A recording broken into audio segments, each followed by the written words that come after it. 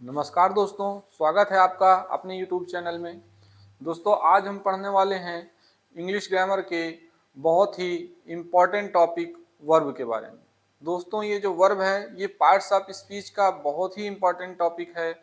इसलिए इम्पॉर्टेंट है क्योंकि कोई भी सेंटेंस बिना वर्ब के नहीं लिखा जाता है। चाहे सेंटेंस कितना ही छोटा क्यों ना हो या बड़ा ही क्यों ना हो, सेंटेंस में हमें एक वर्ब जरूर देखने को मिलेगी। बिना वर्ब के सेंटेंस संभव ही नहीं है। और कोई पार्ट्स ऑफ स्पीच ना हो तो एक बार सेंटेंस बन सकता है, लेकिन बिना वर्ब के सेंटेंस नहीं बन सकता। इसलिए आइए हम जानते हैं कि जो वर्ब होती है वो क्या होती है और वो बेसिक रूप से कितने तरह की होती है। तो देखिए, ये जो वर्ब होती है, ये वर्ब ऐसा शब्द होता है जिससे किसी एक्शन का होना पाया जाता है, या फिर कोई एक्शन सेंटेंस में नहीं होता है तो फिर किसी के विषय में कोई जानकारी दी गई होती है। मतलब वर्ब पार्ट्स ऑफ स्पीच का ऐसा पार्ट्स है जो किसी सेंटेंस में किसी एक्शन को बताता है या फिर किसी के बारे में कुछ कहता है, कोई जानकारी देता है, तो उसे हम वर्ब कहते हैं। अब ये जो वर्ब होती है ये दो तरह की होती है। ये यहाँ पे मैंने एक चार्ट बना रखा है वर्ब का। आप देख सकते हैं कि यहाँ वर्ब जो है वो दो तरह की होती है, हेल्पिंग वर्ब और मेन वर्ब। दोस्तों, जो हेल्पिंग वर्ब है इसको हिंदी में बोलते हैं सहायक क्रिया, और जो मेन वर्ब है उसको हिंदी में बोलते हैं मुख्य क्रिया। अब देखिए, जो मेन वर्ब है पहले इसको समझ लेते हैं कि मेन वर्ब क्या होती है। वर्ब तो दो तरह की हो गई, helping verb, main verb. Main verb क्या होती है? तो ये जो मेन वर्ब होती है ये ऐसा शब्द होता है सेंटेंस में, मेन वर्ब सेंटेंस में ऐसा शब्द होता है जिससे किसी एक्शन का होना पाया जाए। मतलब अगर कोई सेंटेंस हम देखें तो हमको ये देखना चाहिए कि उस सेंटेंस में काम क्या हो रहा है, और जो काम हो रहा है उस काम को बताने वाला जो शब्द है वही हमारा क्या है, मेन वर्ब होगा। जैसे एग्जाम्पल के रूप में यहाँ देख सकते हैं, ही इज प्लेइंग क्रिकेट।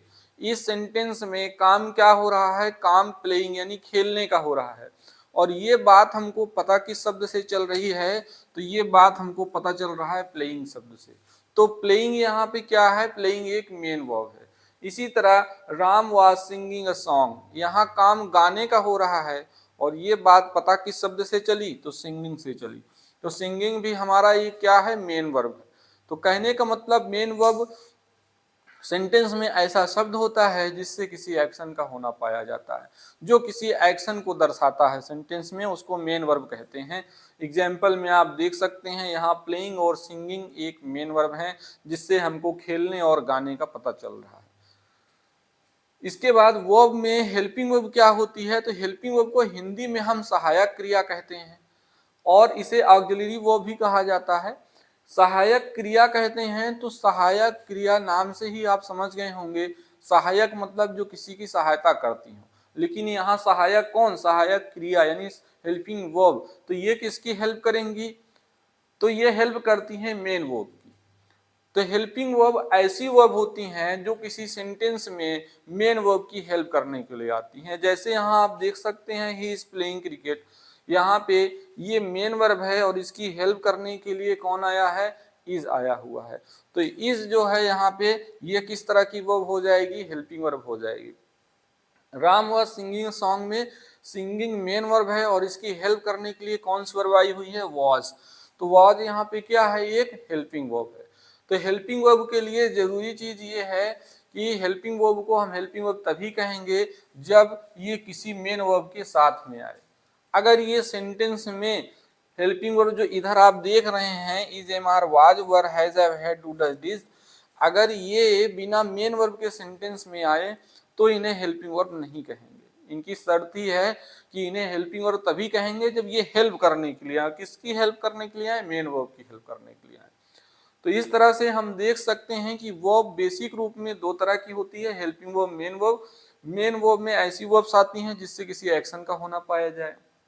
जैसे अगर हम बोलें रीड, राइट, गो, लॉफ, वीप एटसेट्रा, तो ये तो अनगिनत होती हैं, असीमित हैं।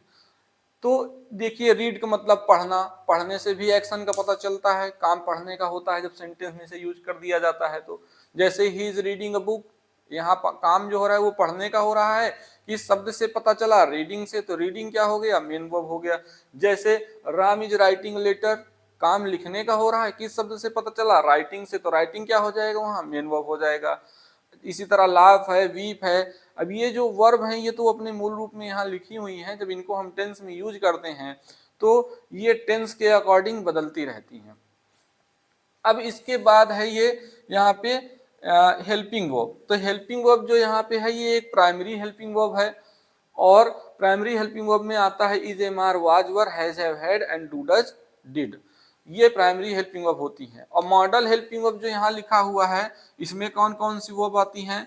तो इसमें आता है can, could, shall, should, will, would, need, dare, used to,